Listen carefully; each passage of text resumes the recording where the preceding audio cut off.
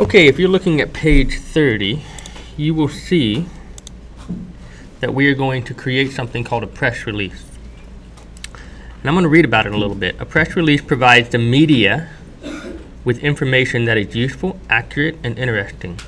It is a free way to advertise what is going on in the area. In this project, you will create a press release to give the media outlets in your city to announce their players on your team. So you're going to give them a chance to announce the players on your team. Now here's some tactics to keep in mind. The more interesting you make the headline of the press release, the better chance you have of getting the local media to cover your event. And the opening sentence of the press release should be the most exciting. It should give away the most information. Okay. Now we're going to take a look at a sample press release that Joe Gendron has done. And one of the first things you'll notice is at the top of this page, he has what? Class, what do you call this up here? Letterhead. Letterhead, very good. So he has a letterhead. So we already have that part done. We're not recreating all of that work. And down here, he has the press release. Next, we're going to set up your file, and then we'll come back and we will read this press release, and you can follow what we're doing on that page.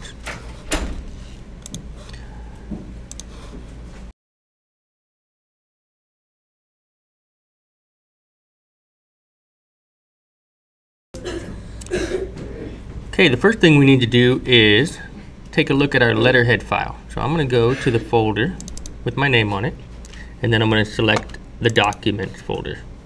And of course, it is empty. So my document folder is not like yours. Give me a second. There we go. So find a way to your document folder. I don't know why mine was empty there. And then you're going to go down and you're going to find your letterhead file. Mine is right here. So I'm going to make a copy of this because we are going to have an entirely new Microsoft Word file. So you're going to right click, copy, right click somewhere, and go to paste. And now you can see I have a copy of the letterhead file. It even has the word copy right here. Next, you're going to rename it. Right click, rename. And instead of letting it be called letterhead, we are going to call it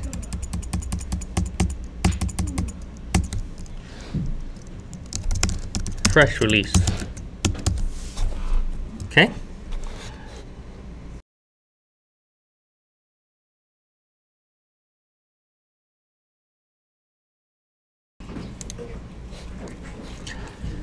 Okay, so we have our new file here. Now you should keep in mind when we open it up,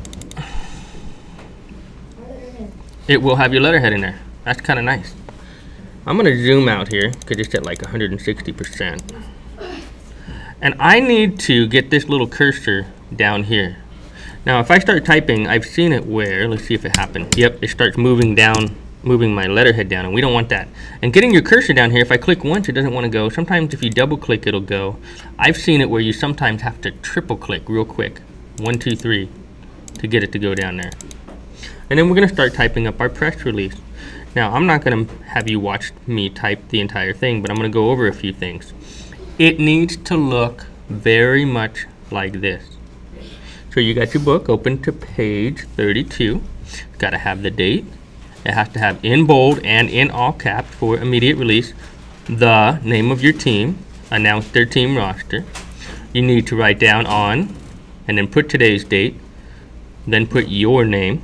Release the names of the players who will play in the NFL's newest franchise. And then of course put your team name. The players were recently chosen in a supplemental draft in New York City set up by the league offices to fill the expansion team's roster.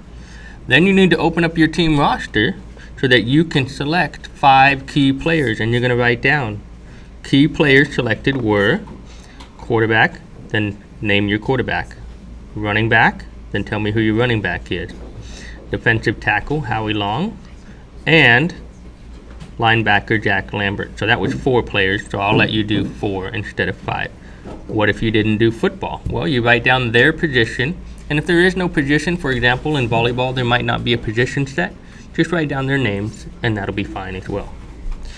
Then write down when the team will be playing. The team will begin playing this season at the at, and then the name of your stadium. In, where's the stadium located? The, put your team name. And the new player will take on, and then tell me who they're going to take on. So you got to open up your season schedule that you created as well. And then tell me, when is that first game? And then write down, to begin their inaugural season. Then you have to make these little pound signs by holding down Shift and number 3, and then you have to center them in the page. Okay, you may begin typing.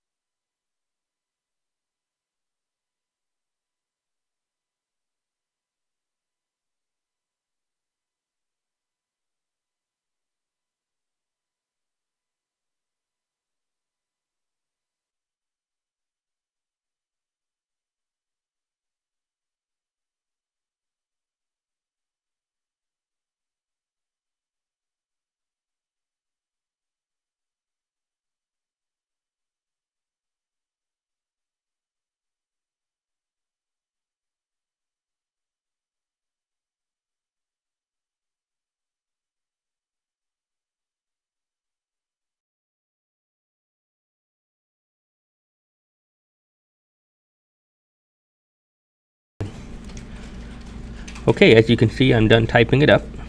I want to point out a few things. If something's underlined in red, you can right click on it and you can often get the correct spelling. And I tend to just keep typing even though I misspelled a bunch of words. Also, if a word is spelled correctly and it's underlined in red, you can right click on it and say ignore all, because I happen to know that that word is spelled correctly. Finally, there were a couple of other things that I did. For example, this wasn't bold initially. When I first typed it up, I hit the caps lock key, I just typed it up, but I didn't bold it. So there's a couple ways to bold it. You can highlight it right here, and you get this little guy, and you can select bold here. Or you could go way up here and hit bold, or you can do a Control B on your keyboard to get bold. Also, these guys, I typed in holding down the Shift key and then hitting number 3. Then when I looked at the Joe Gendron example, I noticed there were some spaces in between, so I put some spaces right here. Then I highlighted them again and I centered them. Okay, that's it. Now your work looks just like the Joe Gendron example on page 32.